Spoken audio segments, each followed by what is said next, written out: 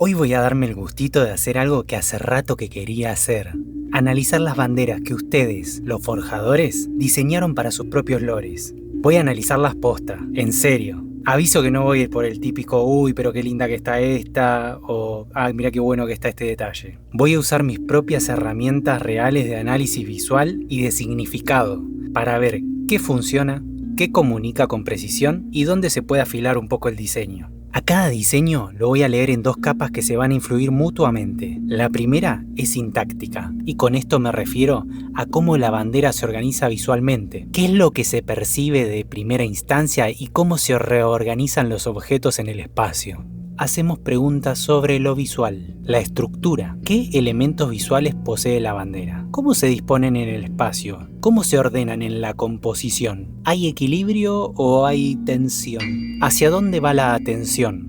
Dicho de otra manera, ¿dónde se enfoca el ojo? ¿Hay elementos que se agrupan con intención o pelean entre sí? La segunda capa es la semántica, la del significado. Acá entra el simbolismo de los colores, las figuras y la heráldica, cruzándolo obviamente con el lore que cada creador me ha compartido. Una bandera puede ser visualmente hermosa, pero no tener tanta coherencia con su lore interno. O puede ser bruta visualmente, pero llena de significado. Lo ideal, claro está, es que ambas capas hablen el mismo idioma y que haya un equilibrio entre estos dos campos.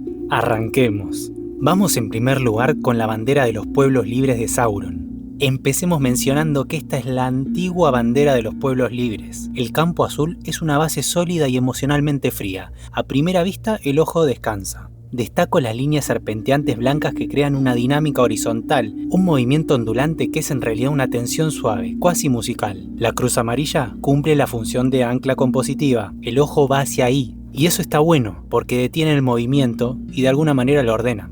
Destaquemos que esta bandera plantea una dialéctica visual entre lo estático y lo que tiene movimiento. El azul es el océano, una declaración identitaria. Este pueblo existe en función del mar, y no a pesar de él. Las líneas serpenteantes como olas refuerzan esa idea. Añaden movimiento al fondo, pero sin competir con la figura principal. La cruz es la rosa de los vientos, una herramienta de orientación, de navegación. Este pueblo no domina el mar, lo habita. Un diseño limpio, coherente y con una lectura clara de quiénes son estos pueblos. Ahora veamos la otra bandera de Sauron, la bandera de los comerciantes de los pueblos libres. Un marco blanco con un plano dividido horizontalmente en dos colores. Esto establece inmediatamente dos zonas, cielo y mar, o en términos compositivos, fondo y suelo. El barco es la figura central, que a decir verdad, actúa como elemento de mediación y flota en la tensión entre los dos planos. El rojo sobre el azul y blanco genera un punto focal intenso, mucho contraste. En cuanto al significado, hay una capa más oscura que la primera bandera. El barco rojo no está festejando el comercio, lo cubre de sangre. Sugiere que los intercambios marítimos de estos reinos están construidos sobre conflicto, explotación y quizás guerra de rutas. Los pueblos libres poseen una imponente armada naval. Quiero destacar que Sauron mencionó a Foucault y la barca de los locos, la cual es una imagen sobre la exclusión social, sobre aquellos que la sociedad embarca y arroja al mar para no verlos. Ahora yo me estoy dando cuenta que es la segunda vez que mencionamos a Foucault en el canal. Siento que Sauron con esta bandera está dejando ver entre líneas una crítica al sistema comercial que ella representa. Amigo, esto es densidad narrativa de calibre atómico metida en 3 colores y una figura. Excelente. Vamos con la República Federal, el Estado Nacional y el Imperio Eterno. 3 banderas, una nación, 3 regímenes. Estas banderas fueron hechas por Edu. Cuando miré este conjunto de banderas, lo primero que me llamó la atención es la progresión cromática. Pasamos de 3 colores relativamente naturales a 2 colores de alta tensión para pasar luego a blanco y negro. La República Federal tiene 2 tonos de verde y blanco, colores que respiran y tienen referentes en la naturaleza. La serpiente figurativa, detallada y viva, es el símbolo más humano en comparación con las 2 banderas que le siguen. Está en movimiento. Tiene la cola en llamas. Esto refiere, en mi opinión, a renacimiento y transformación. Su posición sinuosa sobre el campo blanco entre los 2 planos verdes comunica un estado que se ve a sí mismo como natural, como parte de un territorio. Da una sensación orgánica. La serpiente lucha en terrenos difíciles y muda de piel. Es metáfora de un pueblo que sobrevive, pero adaptándose. Hay algo de fragilidad en esa metáfora que, spoiler, los 2 regímenes siguientes van a borrar completamente. El Estado Nacional elimina todo lo orgánico y reduce la paleta a negro, un rojo sangre y blanco. La triada de color del autoritarismo industrial por excelencia, la paleta preferida del pintor austríaco. El engranaje con ojo del Estado Nacional es donde el proyecto distópico se vuelve explícito. El ojo dentro del mecanismo representa realmente un símbolo de vigilancia industrializada. El engranaje da a entender al Estado como máquina, imperturbable, sin emociones. El ojo que todo lo vigila. El dato de que en la iconografía del mundo estas banderas aparecen en pantallas con ojos que se mueven siguiendo al espectador es el detalle más orwelliano y efectivo de todo el universo descrito. La bandera no es solo un símbolo material, sino que es un dispositivo que recuerda la vigilancia constante. El rojo oscuro como color de sacrificio y sangre futura es una promesa amenazante. Ahora, con el Ouroboros del Imperio Eterno, el salto es más radical. La serpiente de la bandera republicana mostraba sus fauces al aire. Esta directamente se muerde la cola. Ya no hay exterior, no hay enemigo, no hay territorio que quiere conquistar, porque el círculo se cerró. La estética mesoamericana del glifo aparece como una apropiación de una identidad cultural milenaria para legitimar un régimen que tiene décadas. Es exactamente el movimiento que hacen los fascismos históricos cuando necesitan profundidad simbólica que todavía no tienen. El negro absoluto como campo no solo es la ausencia de color, sino que también es la declaración de que todo lo que no es el imperio ha dejado de existir. La luz, que es el liderazgo estatal, está representada en el blanco del glifo, el único elemento luminoso en una bandera completamente oscura. Ahora vamos con la bandera del estado de Pragunian, creada por Unkar. 2 colores, no hay texto. Tampoco figuras que resalten de inmediato. Fondo y figura combaten por salir hacia adelante. La cruz de brazos curvos, una variante de la cruz de hierro, surge del fondo y se consolida como figura. Esa forma de brazos de la cruz, que se va ensanchando hacia afuera, tiene una larga historia de asociación con el poder militar y la conquista. Para un imperio que ocupa un continente entero, es una elección súper coherente. Hablemos de los 4 emblemas de las esquinas. Espadas con engranaje o rueda dentada. Son el único elemento repetitivo y su posición exactamente simétrica refuerza una sensación de control total. Ahora hablemos de la variante de la bandera, que es del ejército imperial. Sobre el mismo campo violeta y negro, la cruz de brazos curvos es reemplazada por una cruz de extremos en T, más técnica, mecánica y menos dinástica. Aparece el texto Ejército Imperial do Pragunian, que rodea el borde en los 4 lados, convirtiendo la bandera en algo más parecido a un sello oficial que a un estandarte. Las estrellas doradas aparecen en fila abajo de cada línea de texto. Lo significativo es lo que no cambia. El ejército no tiene identidad visual propia separada del imperio. Es el imperio, pero en su forma armada. Pero la sustitución de la cruz orgánica por una cruz funcional dice que dentro de esa identidad compartida, el ejército se autopercibe como maquinaria. Ahora vamos con el imperio de Encledada, también creado por Unkar. Esta bandera presenta una gran densidad, abundancia, pero también es su mayor virtud. Hay demasiado pasando, y sin embargo no colapsa del todo. El campo azul con corona de estrellas doradas actúa como fondo institucional, evoca deliberadamente el modelo de Unión Europea, lo cual para un imperio continental tiene sentido como señal de legitimidad colectiva. El escudo central es enorme y detallado, jarrón con flores, toro, zorro, corona, filactencia con el nombre. La franja tricolor negra, blanca y roja queda aplastada en el lateral izquierdo como si la hubiesen empujado para hacerle espacio al escudo, lo que genera una simetría que hace que la bandera se diferencie y se vuelva única. El borde amarillo interior funciona como marco y ayuda a separar el campo azul del caos exterior, y también añade una capa cromática más a una bandera de 5 colores. La bandera nos cuenta cosas sobre la historia del imperio. La franja tricolor es un vestigio no del todo integrado al nuevo diseño, está como tolerada. Eso habla de un estado que se modernizó o se expandió, pero no pudo o no quiso borrar completamente su pasado. Estas 3 franjas conformaban la antigua bandera encledada. El escudo hace el trabajo simbólico pesado. El toro como animal nacional comunica fuerza territorial y arraigo agrario. El zorro comunica astucia y adaptación, a su vez que abundancia de las tierras. Las flores como recurso económico elevado a símbolo nacional es una decisión sofisticada. Pocos imperios ponen su industria tintoria en la bandera, y hacerlo sugiere un estado que entiende que su poder no es solo militar, sino económico y suntuario. Las 2 estrellas como metáfora dinástica en vez de como unidades territoriales es un giro interesante. No representan provincias, sino linajes, lo que implica que el poder en Encledada siempre fue negociado entre familias, y no está solo centralizado en una corona. Ahora vamos con el gran imperio de Reovea, creado por OCP. Cuidado, Este diseño es el más cargado visualmente de todos los analizados hasta acá. Un águila bicéfala de 2 cabezas, una figura de gran peso. Una ilustración que posee una carga visual potente. A su vez, esta águila posee un escudo con otra águila dentro. Las estrellas rojas generan nodos o puntos adicionales de atención. Si todo compite al mismo tiempo, hay riesgo de lo que en la Gestalt se llama la saturación perceptual.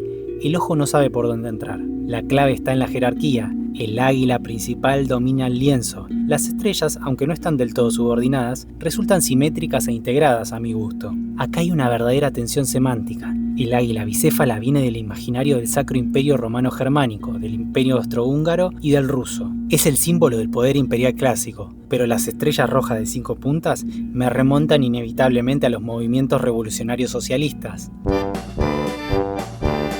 Esta bandera nació de una coalición contra facciones anarquistas. Ponerlos juntos es una síntesis durísima entre el viejo orden y un nuevo proyecto político. El águila blanca polaca añade otra capa. Unión política, conquista, legado histórico. Esta bandera no es solo un símbolo nacional, es un mapa de contradicciones políticas. Y eso es exactamente lo que debe ser la heráldica de una nación nacida a partir de un conflicto ideológico. Muy bien. Por eso su diseño cargado funciona y está perfecto. Ahora vamos con la bandera de Homospondía de Koutax DDX. Como bien dijo David, el magnánimo pintor de la comunidad. ¿Qué pasa si fusionamos los colores de la bandera argentina, la estructura de la bandera de Grecia y le añadimos la luna y estrellas de Comoras? Sí, nace la bandera de Homospondía. Te leí la mente. Homospondía significa federación. La estructura de franja más cantón es uno de los formatos más reconocibles en la vexilología. Estos diseños funcionan porque divide la bandera en zonas de lectura claras. Las franjas dan ritmo, el cantón da información específica. La luna en el campo principal actúa por su parte como elemento singular de contraste. Las diferencias de tamaño entre las estrellas es un gesto inusual. Las banderas suelen buscar igualdad visual entre sus elementos. Puede leerse como jerarquía o como diferenciación, pero se asume justificada. Esta bandera es notable porque su creador no la diseñó para representar un ideal, sino para reflejar una realidad política imperfecta. Las estrellas simbolizan los 5 estados de la federación, destacando la simetría entre estrellas que nos sugiere la existencia del distrito federal. Esto le añade una capa de contraste y centralidad que tiene mucho que explotar en su lore.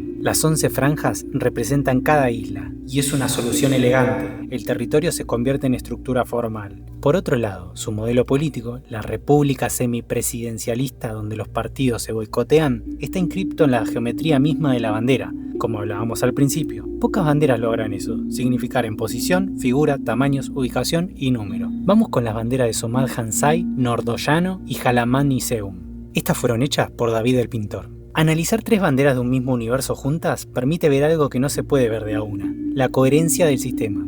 ¿Tienen las 3 una lógica cromática que las diferencia sin hacerlas parecer de mundos distintos? El verde para el comercio, el azul para lo militar y el amarillo para el económico expansivo es una paleta que se complementa, asimila al instante y adopta sin confundirse. La estrella concéntrica con un diseño bicolor, las cruces que se unen en el centro hacia un cisne y la paleta tricolor con una estrella de 8 puntas hablan en términos totalmente distintos y bien específicos. Las 3 naciones cubren funciones distintas dentro del mismo sistema mundo. Somad Hansai, situada en el centro de varias naciones y teniendo relaciones perfectas con todos. El color verde es el medio ambiente, el blanco las almas sacrificadas por dicha hazaña, y su estrella la esperanza latente por un mundo mejor.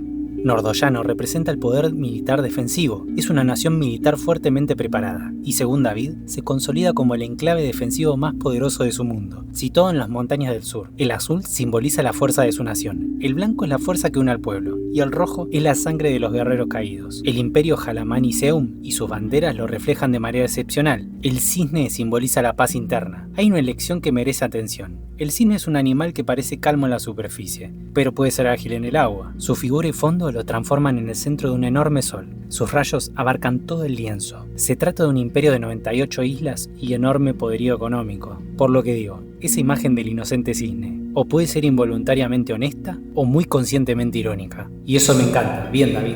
Ahora vamos con 3 banderas creadas por Eric que me es muy difícil pronunciar. El imperio de Selubak, Tranglava y Rnaktey Nimag.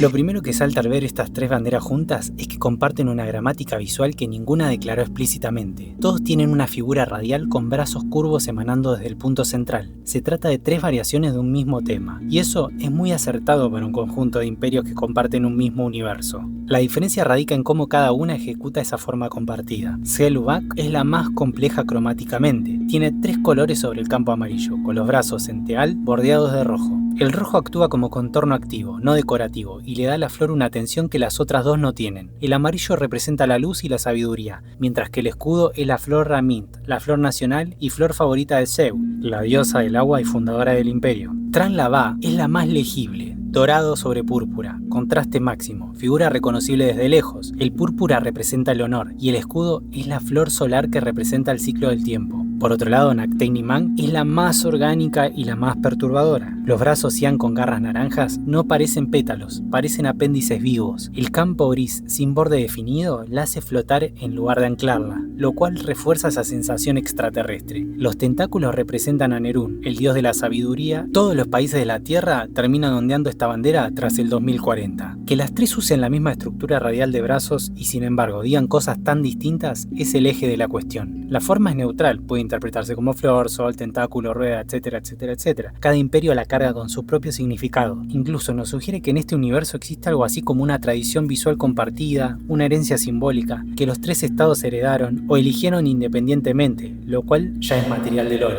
Ahora vamos con la bandera de Estreboslavia, creada por Axolotl II.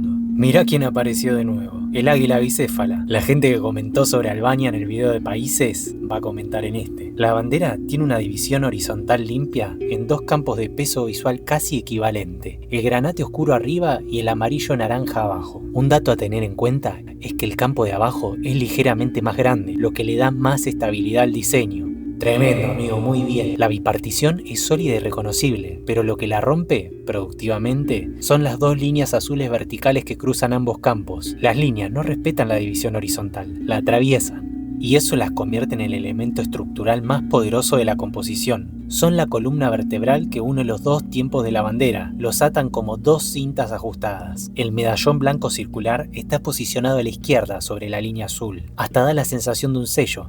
Es una declaración de identidad. El escudo no está en el centro porque la historia de Estreboslavia tampoco está centrada, ha sido siempre desplazada. El águila bicéfala dentro del círculo blanco es una figura de altísima carga histórica como ya mencionamos, y su aparición acá conecta Estreboslavia con esa tradición de imperios que se piensan a sí mismos como mirando en dos direcciones simultáneamente. La pieza de ajedrez en las garras del águila son el detalle más original y más cargado de esta bandera. El ajedrez como símbolo de lucha es una elección sofisticada, nos habla de guerras, pero nos dice mucho más de estrategia. No fuerza bruta, sino pensamiento táctico. No ganó por aplastamiento absoluto, sino por un conjunto de pequeñas pero bien elegidas decisiones. Las líneas azules del Imperio Estrebo como herencia visual son el equivalente exacto a la franja tricolor de Encledada, ¿recuerdan de esa bandera? Un vestigio que no se borra, sino que se integra, y a su vez señalan que la continuidad dinástica importa más que cualquier ruptura. El laurel cierra el escudo con una nota de victoria o aspiración clásica, y la inscripción en antiguo estrebo añade una capa de lengua preservada. Ahora vamos con la bandera del Orden de Riga, creada también por Axolotl II. Esta es la bandera más densa en cruces de todo el conjunto analizado, y no es casualidad, hay al menos 3 sistemas de cruz superpuestos, 1, 2 y 3, la cruz griega roja y azul que divide el campo horizontal y verticalmente, 4 rectángulos diagonales en azul marino que forman una cruz de San Andrés o de aspa, y la pequeña cruz dorada en el centro exacto, donde todo converge. El resultado es una figura de 8 rayos que recuerda vagamente a las banderas nórdicas, pero que es más densa, más cargada y más ocupada. El borde verde perimetral enmarca todo el conjunto como si fuera nuevamente un sello, separando la bandera del mundo exterior, con una franja de naturaleza que no participa del esquema de cruces, pero que a su vez lo contiene. El blanco como campo dominante hace que todos los elementos cromáticos, rojo, azul, verde, amarillo, sean legibles sin competir demasiado entre sí. Una confederación dictatorial que pone cruces múltiples en su bandera está haciendo una declaración de autoridad que no necesita gritarlo en voz alta. La religión y el sentido de propiedad, según el propio creador, son los valores que esas cruces representan. Ambos conceptos comparten el mismo símbolo en esta bandera y nos hace pensar en la lógica de muchas teocracias y regímenes autoritarios de base religiosa, allí donde la propiedad y la fe son la misma cosa. Lo que Dios nos dio, nadie nos lo puede quitar. Para una dictadura activa en 1956 y que sigue en pie, la cruz dorada en el centro es el detalle más político de la bandera. No es la cruz más grande, ni tampoco la más visible, pero está exactamente donde todas las líneas se cruzan y hacia donde va el ojo, obviamente, y hacia donde apuntan todas las otras cruces más grandes. Es el punto de máxima tensión geométrica. Y ahí pusieron color oro. La orden de Riga se entiende a sí misma como algo que existe dentro de la naturaleza, pero separado de ella, enmarcado, contenido y definido. No es un estado que fluye hacia el mundo, es un estado que traza sus bordes con precisión y los defiende. Ahora vamos con la bandera de los Estados Federados de Shanghái, también creada por Axolotl II. Esta es una de las banderas más elegantes del conjunto analizado. La cruz de San Andrés en azul marino con un borde dorado en una forma diagonal que genera dinamismo, pero a su vez sin agresividad. Las diagonales avanzan, pero no necesariamente se bloquean. El medallón circular central donde convergen los 4 brazos es una solución compositiva excelente. En lugar de dejar que las líneas se crucen crudamente y con bordes en punta, las une en un nodo que tiene su propio contenido. Esto convierte el centro en el argumento principal de la bandera.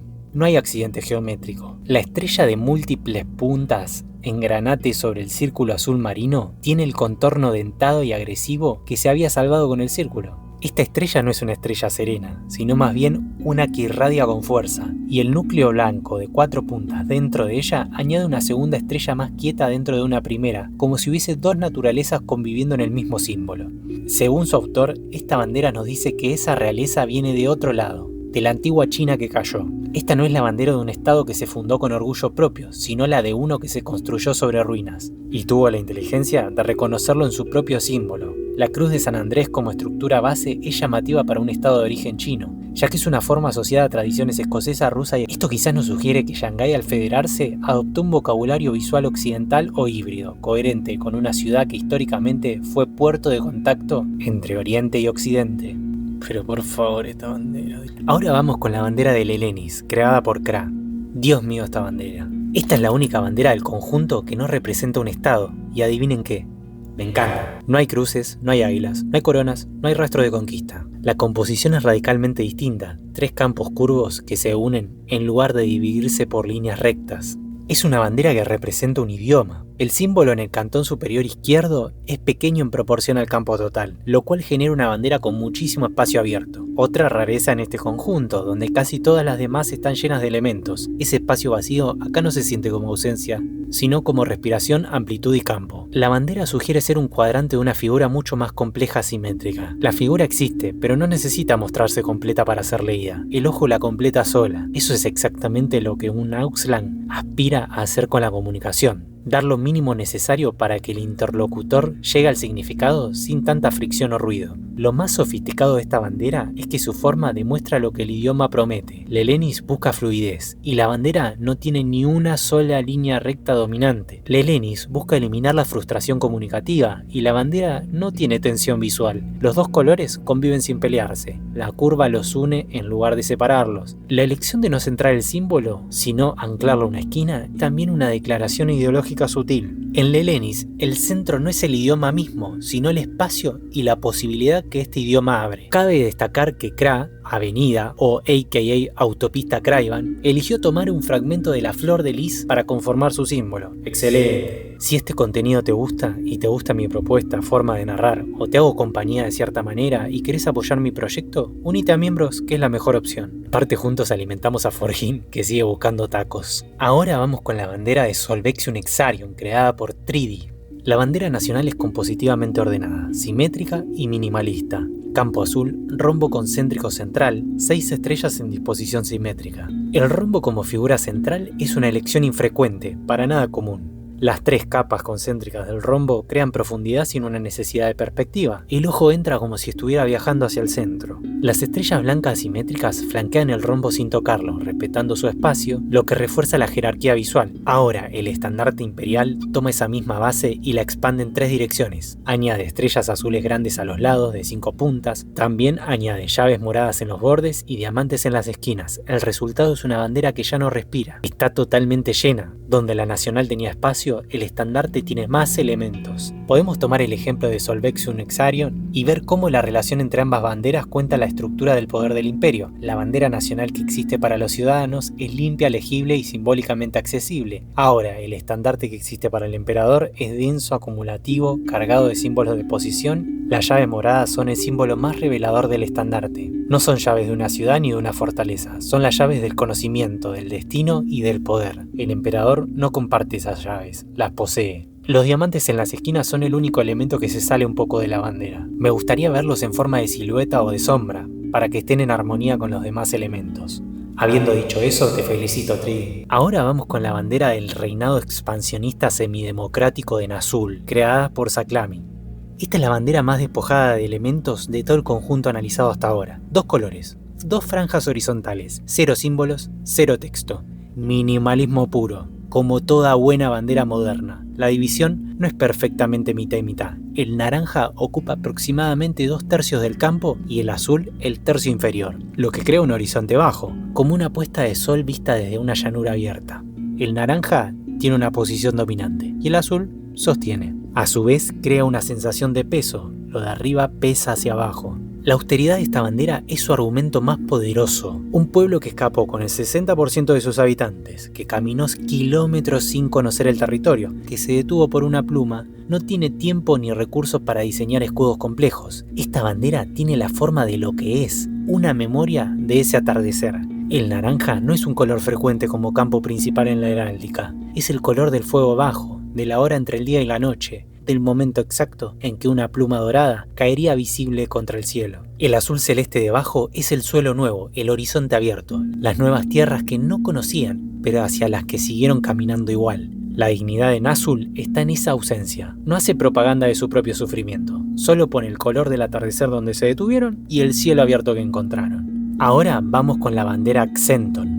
Con esta bandera, así como con la mayoría de las presentadas, tuve un amor a primera vista. Junto con la de Lenenis, son de esas que me dije, ¿cómo nunca se me ocurrió esto? Y eso es el mayor cumplido que puedo darle. La ironía visual más inmediata de este par es que Xenton y Nazul comparten el mismo azul celeste. El color del cielo abierto que Nazul puso como símbolo de libertad y nuevas tierras es exactamente el mismo campo sobre el que los Xenton pusieron sus cruces de control. El pueblo esclavizado y el pueblo esclavizador miraban el mismo cielo, pero solo uno supo qué hacer con él. La hermosa cruz doble horizontal, una cruz griega estándar, pero con una segunda barra paralela, es una variante de la cruz patriarcal o de Lorena, históricamente asociada a la autoridad eclesiástica y a las cruzadas. Sobre un campo celeste y en rojo puro, sin suavizarlo ni matizarlo, proyecta exactamente lo que quiere, poder que no pide permiso, contraste puro. Lo más revelador de analizar esta bandera junto a la de Nazul es la diferencia en densidad simbólica. Los Xenton tienen estructura, tienen cruz, tienen forma reconocible de autoridad institucional. Nazul tiene solo 2 colores y un horizonte, y sin embargo sobrevivieron, mientras que los Xenton no. Esa inversión, el símbolo complejo que desaparece y la ausencia de símbolo que prevalece, es el argumento histórico más poderoso que puede hacer una bandera sin mediar ni siquiera una palabra. Que ese poder haya sido destruido por el pueblo al que esclavizó y que ese pueblo haya elegido como bandera el mismo celeste, pero ninguna cruz encima, es una de las narrativas heráldicas más completas de este conjunto. Estas banderas fueron realizadas en el contexto de la comunidad de Discord del canal. Sé que este video se ha hecho esperar, pero quería dedicarle el tiempo y esfuerzo que se merece. Muchas gracias a cada uno de los participantes, quienes dieron permiso para mostrar sus creaciones en el video y pusieron su esfuerzo total al hacer las banderas. Si este análisis te ayudó a ver tus propias creaciones con ojos nuevos, acordate de suscribirte al canal y de activar la campanita. También dale un like. porque hay mucho más de esto por venir. Si querés ir más al fondo en el proceso de diseño, tengo un video específico sobre cómo crear banderas desde cero. También tengo uno sobre cómo construir países con coherencia interna. Y otro sobre cómo nombrar todo, pueblos, ciudades, ríos, montañas, etc. De manera que tu lore escrito suene orgánico y no como un generador aleatorio de nombres. Y si querés colaborar de manera activa con la comunidad y con este proyecto de canal, podés unirte a miembros, lo cual yo personalmente te voy a agradecer mucho. La próxima vez que diseñes una bandera, hacete esta pregunta. ¿Qué le está contando esta bandera a alguien que nunca leyó sobre mi mundo? Te mando un abrazo grande y que tengas gloriosas victorias mañanas, tardes y noches. Ah, y por si te quedó la duda, ¿qué pasaría si mezclas la bandera de la Unión Soviética con la del reinado expansionista semidemocrático de Nazul? La bandera de la República Popular Comunista de Nodorinovia. Un abrazo para todos y todas.